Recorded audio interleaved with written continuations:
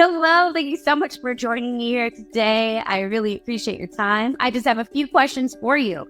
Can you share with us the details of your installation process? Installation went well. I was really proud of them. I had a good time making sure that they get everything done. They did everything they supposed to do, and I was happy with them. Great. Now give us some feedback for your solar advisor. How did that go? It's all about they talked me through it because I didn't understand it as much.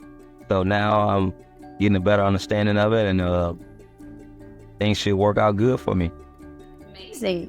Now, as far as your neighborhood is concerned, were you the first one to go solar, and would you recommend your friends or family to go solar? Yes, I was the first one to go solar in my neighborhood. So I have recommended to a couple people, and they've been thinking about it. And so a couple of my neighbors want to do it, and they waiting to see how well it works for me, and then they're gonna try it.